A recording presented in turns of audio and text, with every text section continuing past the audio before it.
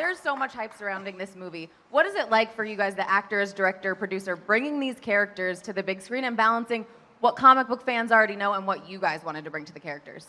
Yeah.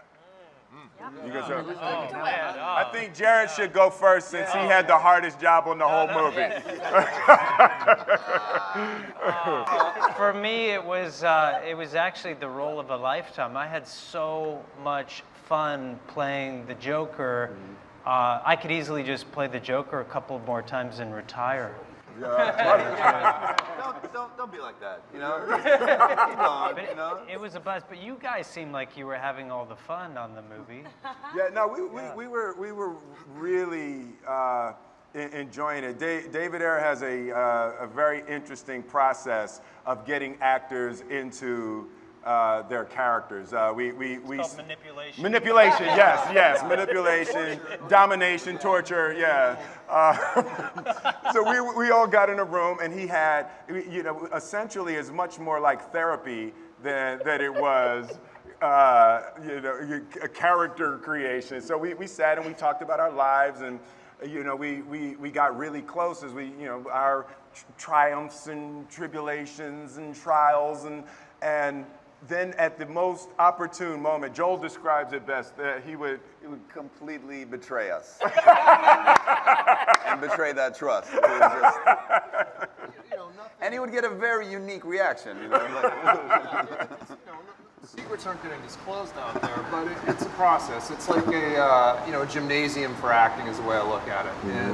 And it just kind of, I needed these guys to feel like they're best friends on camera. And, when you're with your best friend, you share secrets. You talk about your inner life. There's a way you talk to a really close friend. And I wanted them to have that energy. And the fastest way to get there was to have them beat the hell out of each other, share their secrets, and otherwise, That's also how you start a cult.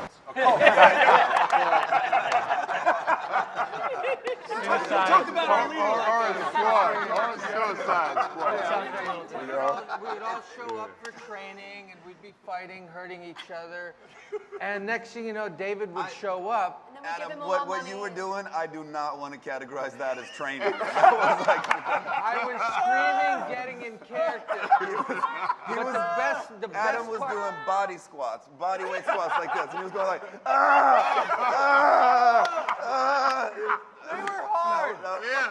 But what I wanted to say, David was a champ. He'd show up, train with us, beat us up. There was this moment he was sparring with Karen, and she got it in the nose. Bap! Her guard was open. That's what he said to me after he punched me in the face. He said, "You gotta block your face, Karen." Clearly, you guys. It's true. It's direction. It never happened again, though. That's true. And you know what? She took it out on me. This man made me push so many weights and get big.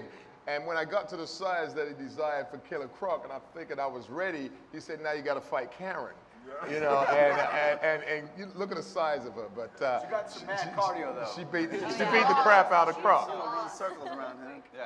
Yeah, I mean, I could go all out because Adewale is so big and strong, so I can just punch all the way. Well, clearly you guys all really bonded on the set, and I know that our press have some great questions for you guys as well, so let's take our first one from right over there. What's your name?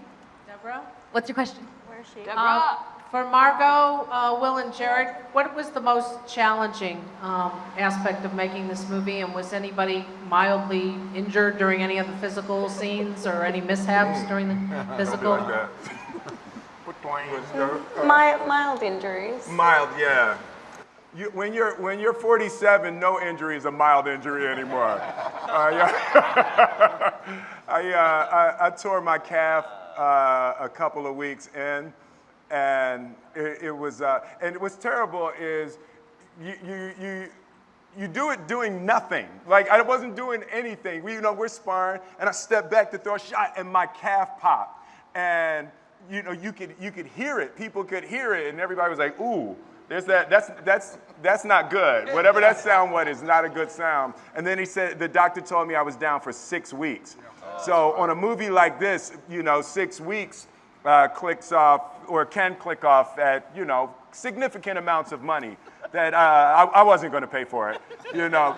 But it was really scary to be in that position. I was like, oh my God, this opportunity, Suicide Squad having this chance, and maybe not going to be able to deliver the way I wanted to. But Will soldiered on, and then I think 3 seconds later, Joel blew out his calf. Yeah, and his Joel, arm. yeah. Exact same. It's just, you know, I was just trying to show sympathy. Sympathy, and, yeah. It was like a sympathy pregnancy. Solidarity Yeah. injury. I don't. What do you got to say, pregnancy? Oh yeah. It just makes it weird. Oh yeah, it was awkward. That made it awkward. Sorry, we should move on. Yeah, We should just keep going. Margot, what was the hardest part for you? Like, other than doing everything we had to do, except you did it in heels. Yeah, that was tricky. And I had less layers to hide, padding and stuff, doing stunts, so that made it a little painful. I thought I broke my rib at one point, but I actually just, I remember that. I actually tore the muscles off the rib instead of breaking it, but it was fine. It was towards the end. Planted coming off the chopper. Oh my gosh, that hurt so much. Middle of the take, there's like 50 extras. There's pyrotechnics. He's got up, knees raw, like palms I bleeding. fell from like this high up, straight onto my knees on the bitumen. Yeah. It was so painful. That No, was then she stands up. Oh, I'm fine. Yeah. I mean, you can't cry in front of all those people. I was like, I'm good. I fell off a stage the other day in Toronto as well. Again, just popped up. I was like, that didn't hurt. And I was like, Just internal bleeding. crying on the inside. But the hardest part wasn't the physical side, actually. That was all, that's a mechanical side, and it's challenging, but it's rewarding and fun. And the emotional stuff was definitely more difficult, exposing my most vulnerable sides in front of a room full of strangers at that point. That was incredibly hard. Trying to figure out the dynamic between Harley and Joker and why she is so devoted to this guy that tries to kill her occasionally. I mean, it's like a few things like that. It took a while to get my head around, but the physical side was just more fun and challenging. You guys keep bringing up the fact that, you did share so much stuff with each other. Which was harder for you, to keep the film secrets a secret, or to keep the stuff that you guys shared with each other a secret? Joel Kinnaman doesn't keep Yeah, anything. there is no secrets when Joel's here. Yeah. He's just a soldier. He's a soldier. Soldier. Yeah, Joel Kinnaman tells everything. Everyone wants an interview with Joel. He will tell you. End of the movie right now. He doesn't care. Just ask him. It's great. It's great. Awesome. So you guys are pretty tight-lipped with that answer. You're like, just ask Joel. Everything else is secret. Who is our next question from? Right in the front. Hi. Can you talk a little bit about bringing humanity and humor into all the mayhem for this? David was really great because from the beginning, it was clear he wanted to do something different. He wanted to do something special. He wanted to make something that was something we'd all be really proud of. And I could get the sense from him that he was willing to go to all lengths in order to get that. Yeah. And that was both a little scary, but also really exciting. Yeah. And he's not only the director, but the writer of the film. And I was surprised by how much freedom he gave, I think, everybody to just go completely fucking crazy. No, that was your experience. And he was...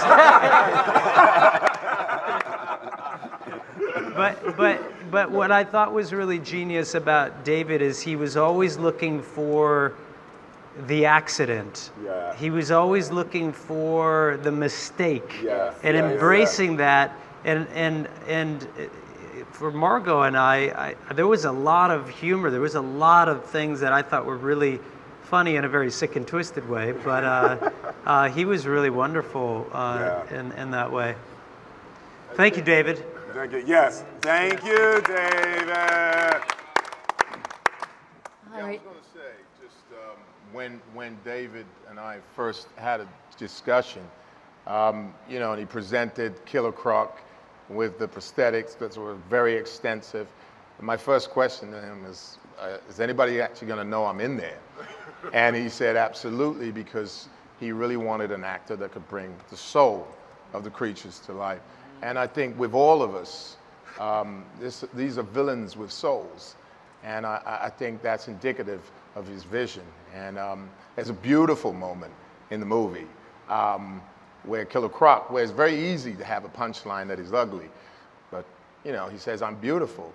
And it sends a statement when a crocodilian, reptilian black man can say, "I'm beautiful," about acceptance, you know? And I think in this kind of genre, that's very fearless and quite bold to make humane statements. So, But he wasn't humane on set, because when you go to his trailer, it was all about cannibalism.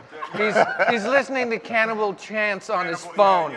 So you go up to him and you go, "Hey, Adi," and he's like, "Nah." Yeah.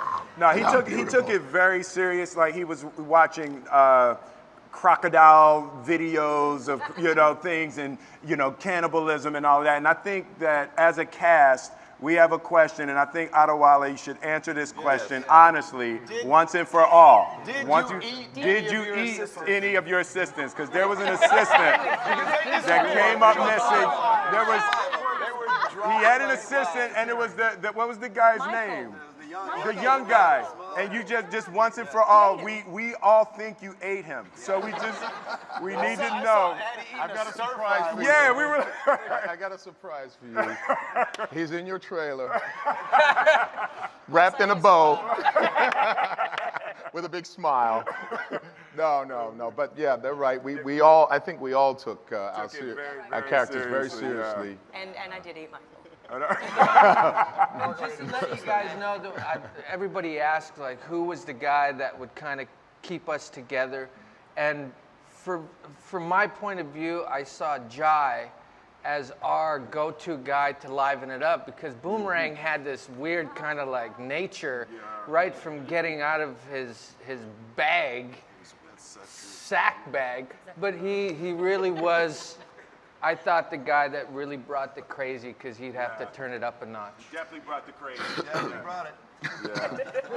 I've done love scenes in movies. I had quite a few movies where I've had really extensive love scenes, but I've never had a co-star that I've seen naked more than Jai. You know, it was like he had a really, really hard time keeping his clothes on set. He didn't feel a need. He just didn't feel. There isn't a need.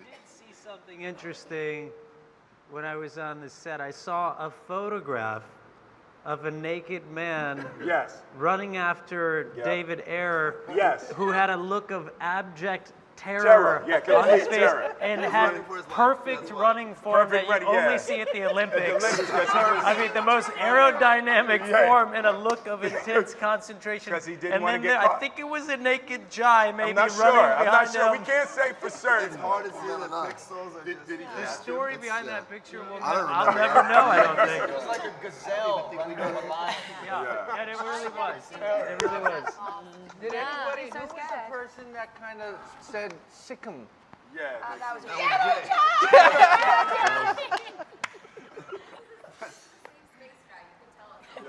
The true story behind it is. He'll show you everything. I mean, there's not much more to it. David used to like to come and visit kind of the like base camp where our trailers all would be. More like just making sure nothing was on fire. Yeah. Every now and then he'd come and keep an eye on things, but he would just open your trailer door and he'd be in there, like, "What's up, dude?" And this is one time I was like, I was getting out of the shower, and he came in and I opened the door. He was, "What's up, dude?" And I was like, "Oh, what's up?" And then I just, you know, it was an opportune moment, so I dropped the towel and went after him.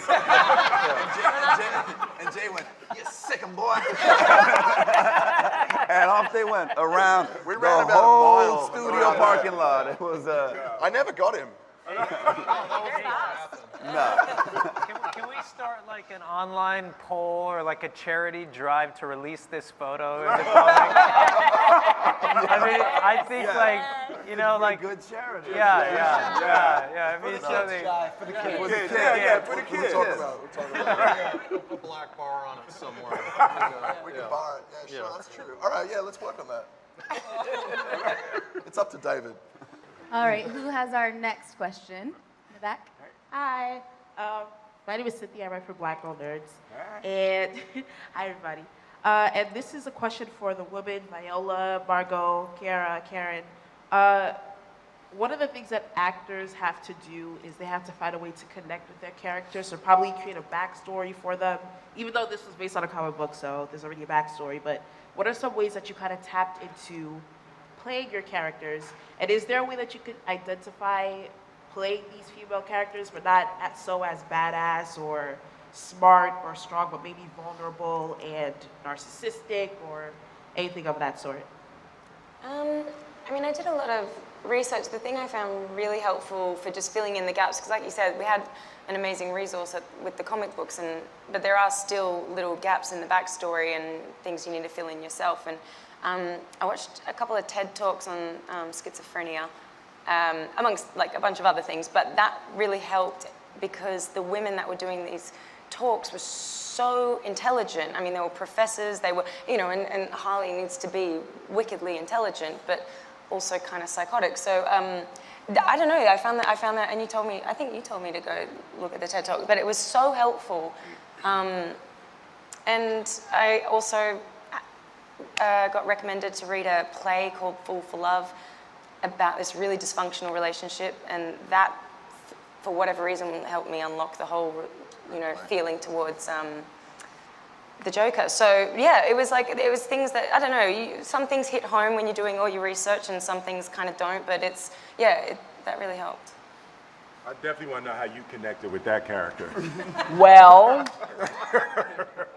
Joel gave me a book called Confessions of a Sociopath. And I read that book extensively, and one of the things, it's a confessions of a woman who's a sociopath. And one of the things I found out is a lot of CEOs of companies are sociopaths. People who have no guilt. If they cry, they're only crying because they feel like they're losing control. And I tapped into Viola at 8. Because I can't tap into Viola at 51. At 8, I could beat somebody's ass. And I could beat somebody's ass. I was just always angry because, you know, people were always teasing me. I was bullied. And I remember that was the first story I told David when I met him. He was like, oh, yeah, Viola, just tell me about your childhood. I said, well, David, I remember when I was 8 years old, I kicked a lot of ass. And so there was a part of me that had to tap into that because with women, with me, I'm always apologizing.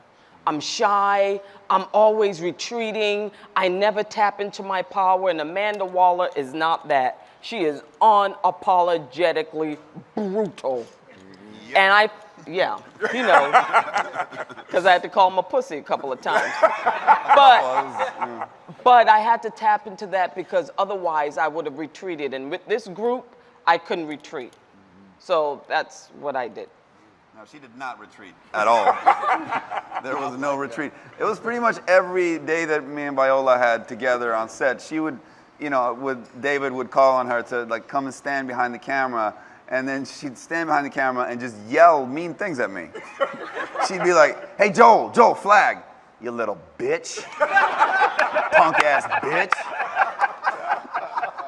And I just, okay, all right. Good morning. So that was my experience. But Croc liked it. He likes some Amanda Waller. Yeah. She was gutter. I think what happens in film a lot is the male voices, and by voice I mean the character, the depth of the character, the performance, the way the character is resolved and executed, and the arc of the character is incredibly developed, and often the women are underdeveloped. And in this case, I wanted women that had voices and had power and were powerful as women. And, you know, as a father of 2 daughters, I think it's important to give them examples that you can speak up in the world and you can have a viewpoint. Hell yeah. Wow, that's really sincere and sensitive of you. I don't like him seeing that side. He never speaks like this to us. I've never seen that. Never mind. What about for Karen and Cara? You go, Karen. Oh, you go, girl. Over to you. You're gonna do great. You're a pro at this. Shoot. Go, Kathy. For her question, well, coming from a Japanese-American family, we had a lot of those cultures and values, Japanese cultures and values, growing up the household. You know, it was my first language, and we grew up on Japanese traditions and food and TV and all of that. So I think when I first read the Katana comics, I immediately fell in love, and I immediately felt like there was a part of her inside of me, even though our personalities were so completely different. And for me, the switch really happened when I put on the mask and the wardrobe, and that really helped me tap into the character. No. Okay. So for me, some of the first things David said to me were about looking into things like addiction, trying to find never getting enough or never feeling like anything is enough and constantly needing something and that kind of thing. And then also, it was trying to find the kind of opposites of her and also kind of trying to find a demon inside myself, which I definitely was able to find. And exercise. Yeah, that wasn't that hard. Just quite easy. Yeah. Right. Just right there. A couple of inches under the surface. It's right there. It wasn't too hard. So I had an easy job. And kind of trying to make that as real as possible and understand why someone would do something that evil or want to really hurt that many people and just trying to make it real, I guess, because I think that's what David wanted for this movie, and I think that's what he gave us, and that's what I wanted to give. I think we've got one more question in the audience. Oh, yeah, right over here. Hi, this question is for David. So this is one of the most diverse casts we've seen in a really long time. And so, which I think is like amazing, right? But that's just my personal opinion. But so when you were writing the film, is this something you were thinking about, or did it just happen like organically? Like, were you like looking and you were saying Viola's Amanda Waller, which hell yes. But were you thinking about any of that? I mean, look, for me, I grew up in South LA. I grew up in a really diverse neighborhood. I was the only white boy. That's how diverse it was. I mean, and yeah, it's the world I know. It's the world I live in, but it's also the world we all live in. And I feel like on screen, kids need to see people that look like them. My wife is Latina. My kids are Latinos, so it's important for them to see faces like theirs on the screen. And this is also, it's a global business these days, and we need to evolve with the times. But it comes naturally to me. But I think that's in diversity is strength, and we need to be a lot more inclusive in film. We really need to work on that, and in our world in general.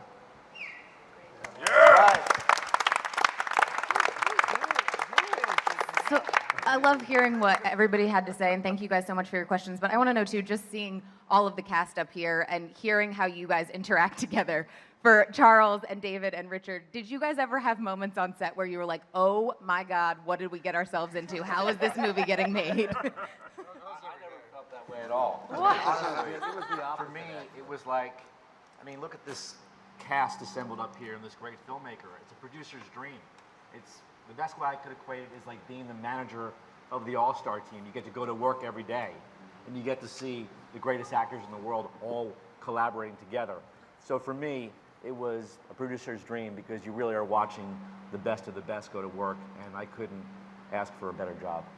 Thanks.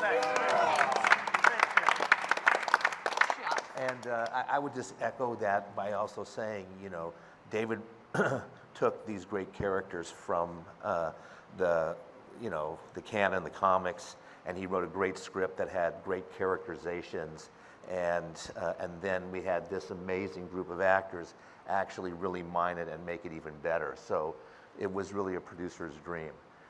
Not all the time in terms of getting them to get serious sometimes, but at the end, at the end of the day, watching the dailies, it couldn't have been better. But also, too, it's like working on films, if the guys on top aren't on our level as the actors, it's not going to work. So to know that our leaders out there were setting up and making it that comfortable space, we wouldn't be who we are. So, they're blowing it off too. Like, it's like, oh, no worries. But it comes from the top. You know? So you're saying they were running around naked right next to them? Yeah. Yes. Chuck all the time. Chuck all the time. That's the first time I see Chuck up close. The trick is never show fear. They are many. I am one. You can never show fear, or they'll just turn on you. You know. And the other thing is always have an answer, even if you're just making it up and don't believe in what you're saying. Just pretend you know what you're doing, and they kind of will follow you. Yeah, no, every once in a while we would look at David and I'm like, hey man, you know you just made that up, right? You know that's not the real answer to the question. You just made it up. And he would just give He'd call me out, yeah. And I'd be like, okay, is that light ready? Yeah.